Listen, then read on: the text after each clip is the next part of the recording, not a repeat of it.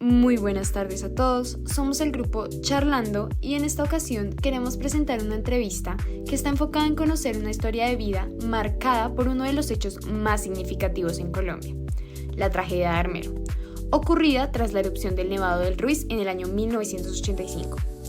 El objetivo de esta entrevista es comprender desde una perspectiva más personal la experiencia de una sobreviviente de Armero, así como su proceso de reconstrucción de vida. Agradecemos a esta entrevistada por su disposición para compartir su historia con nosotros. A continuación, daremos inicio a la entrevista. Mi nombre es Daniela Montenegro y el día de hoy estamos con Sandra Lilot Camargo Moreno. Y vamos a realizar una entrevista sobre su historia de vida, más específicamente sobre su experiencia en Armero.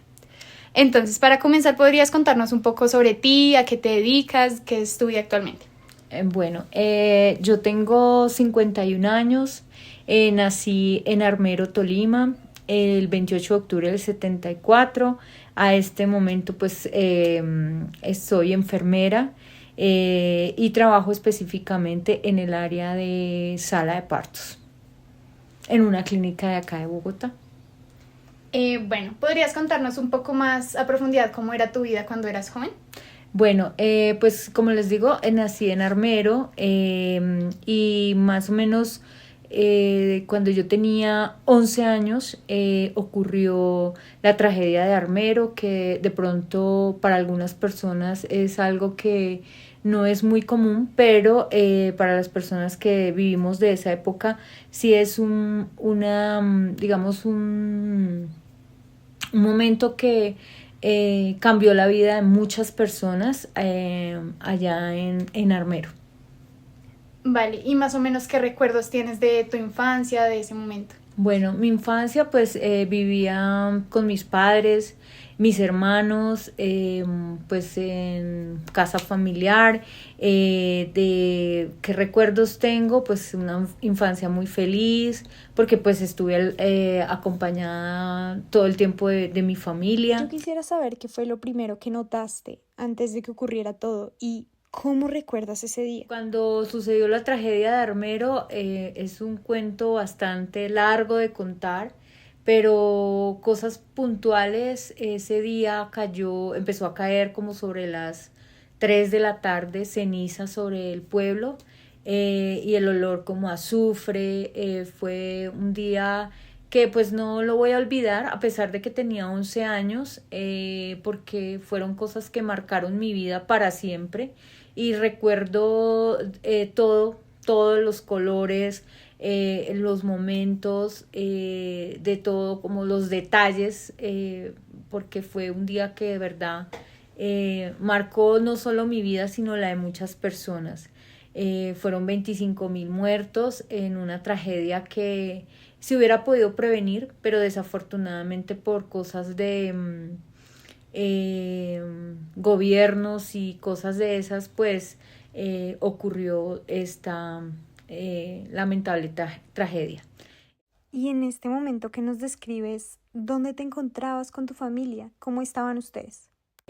Pues nada, yo ese día estaba en mi casa, pues en la noche ya me fui a dormir, igual seguía cayendo esa ceniza.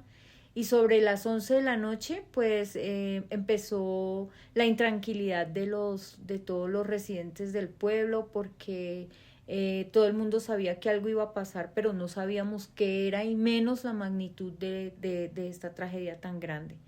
Más o menos, sí, sobre las 11 de la noche, mi hermano, que vivía ahí con nosotros, él estuvo muy pendiente porque él veía ese día, me acuerdo mucho que jugaba el Deportivo Cali, y pues él es muy hincha de su Deportivo Cali, y por esa razón él no se quedó dormido, sino más bien él empezó a notar que la gente muy intranquila, como que salían, entraban de sus casas.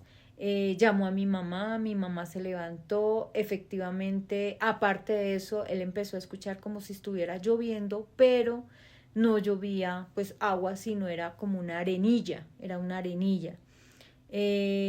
Entonces llamó a mi mamá se levantó también intranquila, yo ya para ese momento yo ya estaba despierta, Me senté en la sala con un muñeco que yo tenía, con el cual dormía.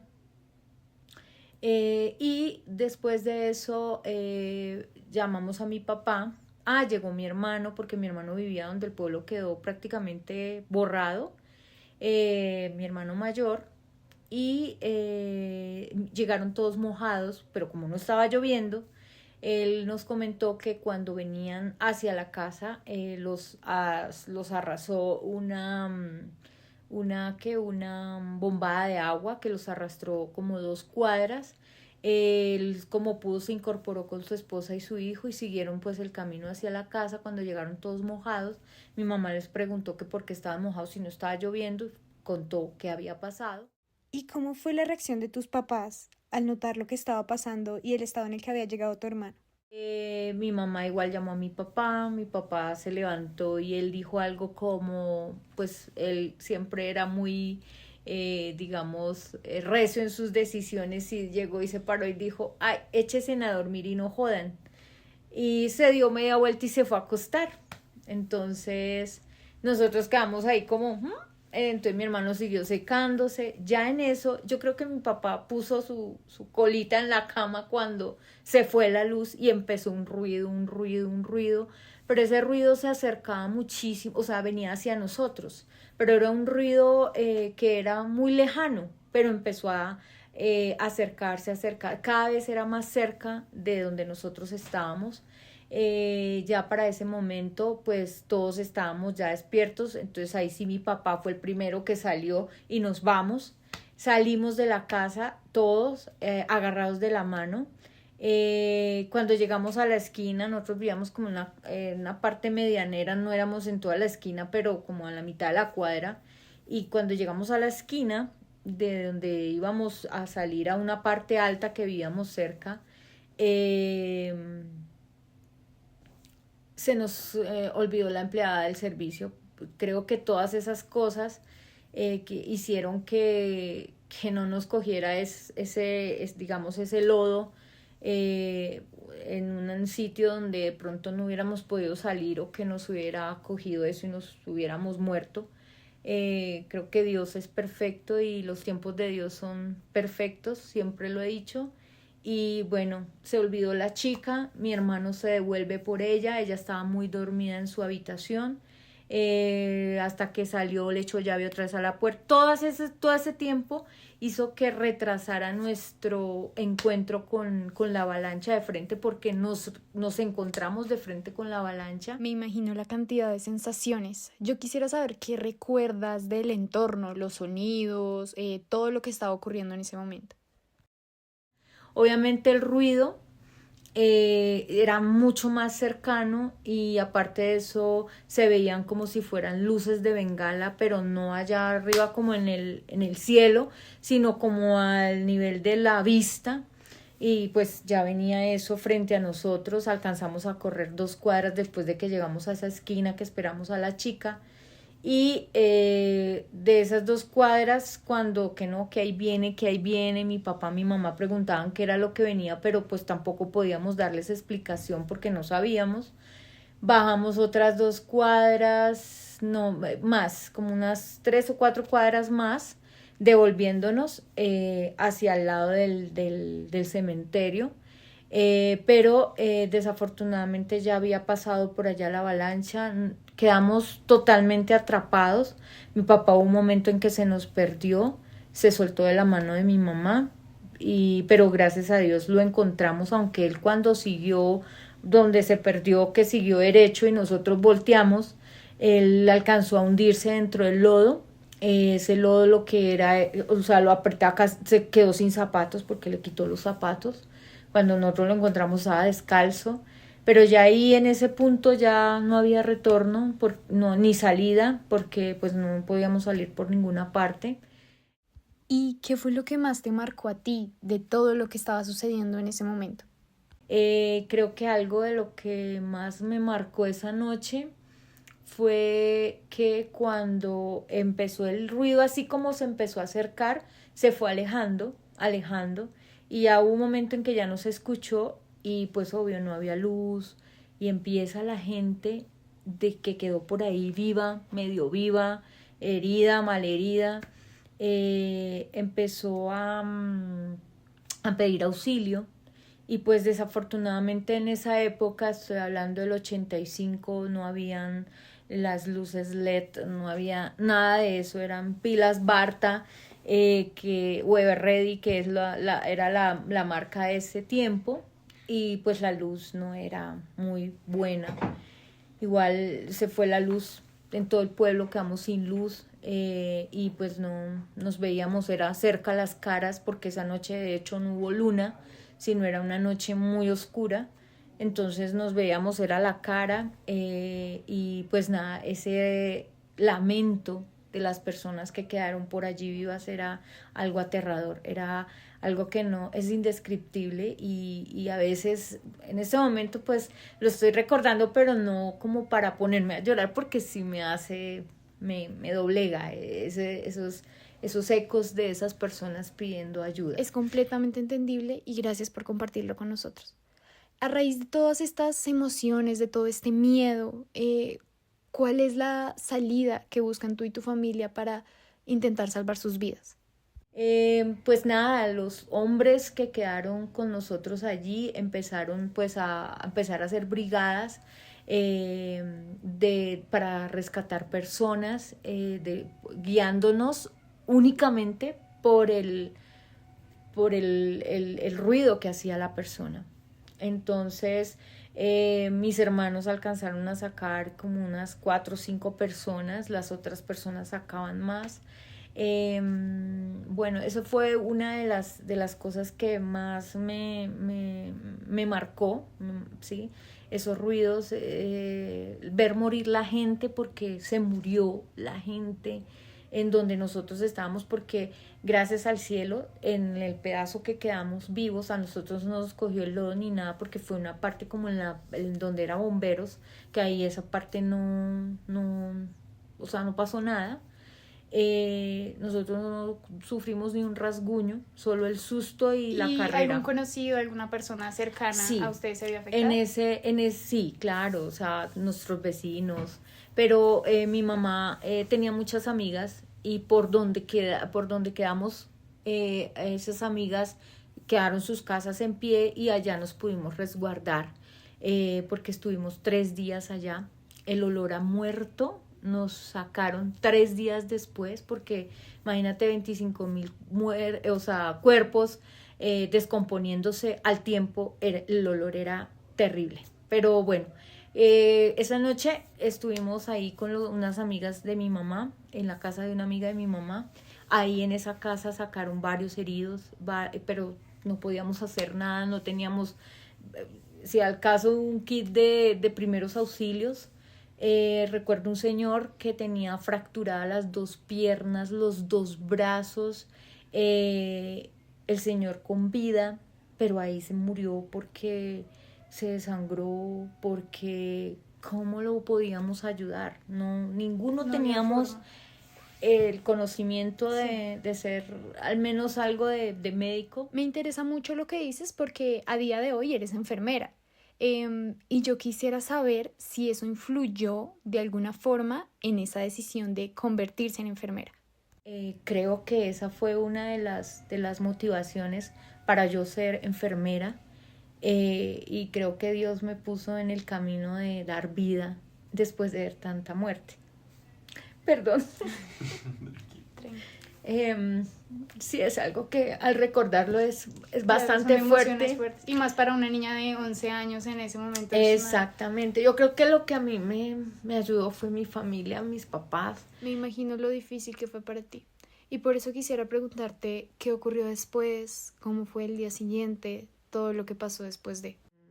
Esa noche estuvimos ahí. Ya después, al otro día, fue el otro totazo, porque nosotros no sabíamos qué era lo que había pasado.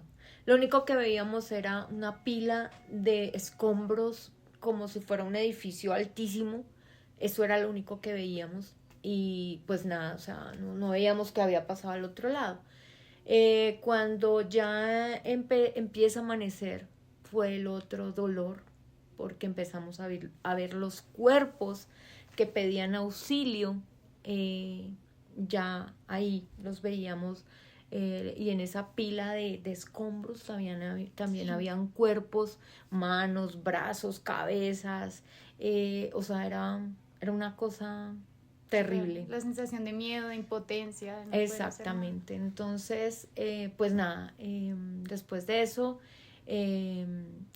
nos fuimos para la casa de otra amiga de mi mamá y allá nos quedamos la siguiente noche. Lo otro es que las brigadistas empezaron a sacar cuerpos, o sea, ya muertos, ya empezaron pues a dejarlos por todo el lugar. Yo recuerdo que yo caminaba por entre los muertos, algunos tapados, otros no. Habían unos que tenían lesiones graves, otros no se les veía ninguna lesión, pero estaban muertos muy seguramente por ahogamiento. También cuando ya no había dónde más poner muertos, abrieron las alcantarillas y empezaron a meter. Allá hay fosas comunes de alcantarillas con muchos huesos, con mucha osamenta, porque como no había dónde colocarlos, empezaron a meterlos dentro de las alcantarillas, pues y también para mitigar, me imagino, un poco el impacto de la descomposición de todos esos cuerpos. Sí. Y pues nada, al tercer día, me acuerdo tanto que mi papá pidió la hora, porque no nos podían sacar, porque los helicópteros estaban para sacar a los heridos, a esos eran los que les daban más prioridad. A los niños, yo era una niña, pero mi mamá en ningún momento permitió que nos separáramos, porque hubo muchos niños, si ustedes han visto o escuchado la noticia, hay muchos niños que se perdieron, muchos niños que aparecieron en otro país, porque los papás sí saquen a mi niño y se los llevaban y se perdían los niños. Hicieron un mercado negro con la venta de los niños, que eso me parece tenaz. Además que un país tercermundista que nunca pudo manejar una situación como esa, si no estaba preparado el país para una cosa de estas, y sí, hay niños que aparecieron por allá en otros países, y hay otros que van a morir no sabiendo que ellos son de armero viviendo en otro país. Yo sí estaba enlistada, incluso me pusieron como en esos campos de concentración nazi, a mí me pusieron los números de teléfono de mis familiares. Un momento en que mi mamá, mi papá creo y mis hermanos dijeron no, que se lleven los niños, y nosotros, porque el olor a muerto empezó. Entonces a mí me pusieron una marca de todos los teléfonos de mis tías y todo, pero mi mamá no dejó. Cuando ella se enteró que nos iban a llevar en un helicóptero, mi mamá no lo permitió. Entonces pues nada, seguimos ahí, y ya al tercer día, cuando ya todo era solo olor y muerte, olor a muerto, descompuesto, pues obvio, empezó la Cruz Roja y la Defensa Civil de esa época a abrirnos campo, o sea, paso por encima del lodo. Es que eso era, o sea, usted pisaba y se hundía literal. Entonces empezaron a poner como tablas sobre el lodo que sostuvieran el peso de las personas que íbamos allí. Nos empezaron a sacar, incluso iba en esa parte en que mi papá preguntó la hora y era 1:30 de la tarde. Cuando dijo qué horas son y mi hermano le contestó 1:30, a esa hora nos empezaron a sacar. Tuvimos que pasar varios digamos como caminos de tablas. Por donde íbamos había lodo, muertos, heridos, personas llorando, niños solos, o sea, era una cosa aterradora. Unas imágenes realmente fuertes. Quisiera preguntarte cómo fue el proceso después de salir de allá. Después de que salimos de allí, fueron 6 horas de camino. Mi papá cuando nos sacaron por todos los potreros posibles y rodeando la avalancha que de hecho rodeábamos, o sea, caminábamos y hasta aquí llegaba el lodo, o sea, llegaba el lodo hasta ahí, entonces por ahí nos sacaron. Fueron 6 horas de camino, salimos más o menos como a las 6:30 de la tarde, a las 7 de la noche llegamos a Armero, Guayabal, y eso porque nos sacaron de por allá dentro de esos cultivos y no haber llegado más tarde, en zorras, aladas por tractores, y de ahí nos subieron a una volqueta para finalmente llegar a Armero, Guayabal. Cuando íbamos en ese trayecto, mi papá pidió subir a una parte alta y mirar cómo había quedado el pueblo. Mi papá ahí fue donde él, porque no veíamos qué era lo que había pasado por sí, todos los escombros. Cuando él se sube allá, él se arrodilla y llora como un niño chiquito con mi mamá, porque ya no había pueblo. El pueblo era totalmente un llano de solo lodo, no había nada más. Entonces, ya seguimos nuestro camino y como les cuento, nos sacaron con zorras, volquetas hasta llegar a Guayabal.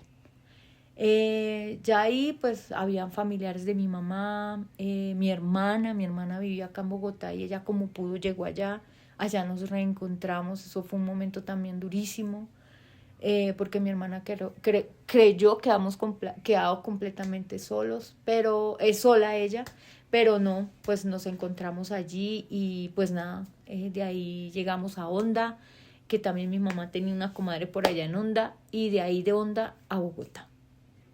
¿Y cómo fue todo ese tiempo posterior a la tragedia? ¿Cómo lo viviste? Después de eso también fue un año difícil.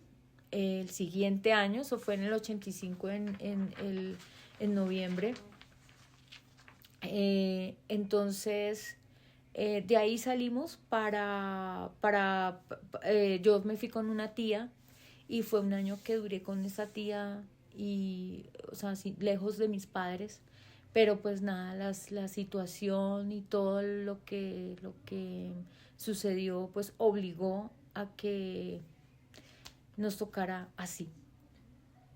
O sea, ¿consideras que fue difícil el proceso de reconstruir tu vida después de la situación? Fue difícil el siguiente año porque no estuve al lado de mis papás. Pero cuando mis papás ya lograron, digamos, reconstruir todo lo que nosotros, digamos, no reconstruir todo porque nosotros no quedamos sin casa, quedamos sin nada, pero mis papás empezaron a sacar, obviamente, todo lo que pudieran sacar de la casa. Mi papá alquiló una casa donde empezó, pues porque mi papá tenía un taller donde arreglaba maquinaria agroindustrial, y toda esa maquinaria quedó allá, pero a esa maquinaria no le pasó nada. Obviamente cuando dieron el permiso un mes después, cuando ya el lodo estaba bien, digamos compacto, dieron el permiso de poder entrar a sacar cosas, pero desde que tú mostraras que era tu casa, aunque mucha gente entró a robar, pero nosotros pues solamente entramos a nuestra casa y sacamos todo lo que era de nuestra casa. ¿Y hasta qué momento es que vuelves a vivir con tus papás? Ya después yo regresé porque mi mamá, o sea, el hecho de verme lejos dijo no, tienes que volver. Entonces regresé con ellos, pero ya ellos ya estaban radicados en Lérida, Tolima.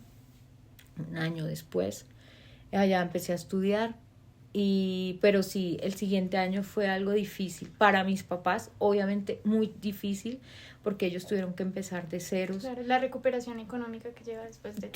Exacto. Mi papá tuvo mucho apoyo familiar de parte de la familia de mi mamá, porque mi papá era único hijo.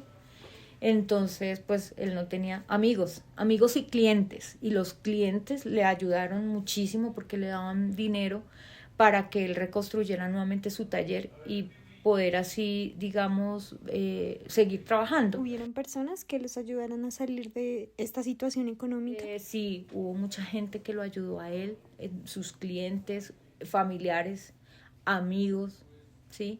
Entonces, amigos que propiamente no estaban en Armero, pero que eran amigos de mi papá, de Ibagué, de La Dorada, ellos ayudaron y aportaron muchísimo para que nosotros pudiéramos volver a empezar, porque empezar de cero. Y fue una forma muy difícil como nos tocó empezar de cero. Entonces tú me comentas que la decisión de ser enfermera viene a partir de la situación. Sí, exactamente.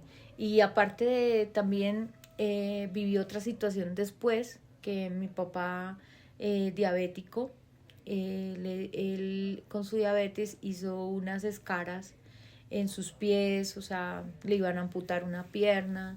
Entonces yo era la cuba de la casa, la menor de la casa, entonces quedé en mi casa y yo cuidaba a mi papá, yo le hacía a él todas sus curaciones, todo eso a mí me entrenaron para hacerle las curaciones. Entonces todo eso sumado a todo lo que viví en Armero fue como el detonante para que yo eligiera ser enfermera. Entonces, mirando hacia atrás, ¿qué crees que fue lo que más cambió tu vida después de esta experiencia? Lo que más cambió mi vida fue la tragedia, ¿sí? Lo de mi papá sí fue algo también doloroso porque mi papá finalmente murió de un infarto, pero creo que lo de Armero fue decisivo para yo tomar la decisión de ser enfermera. Y lo otro pues es que actualmente trabajo en salas de partos donde veo todos los días, veo y traigo bebés a la vida, en donde mi trabajo para mí es mi motor, ¿sí? Y ha sido ese, digamos, ¿cómo te digo yo? Como esa aliciente en medio de todo eso que yo viví, de ser enfermera y pues estar con muchos bebés. Imagino que trabajando en el área de partos tienes una conexión especial con el tema y quisiera preguntarte, ¿tienes hijos? Tengo un solo hijo, pero tengo miles de los que he estado en sus partos y atendido los bebés y demás, entonces es algo que es un aliciente para mí enorme. Y creo que calma todas esas cosas que en algún momento determinado llegué a vivir. ¿Crees que eso es lo que más valoras hoy en día?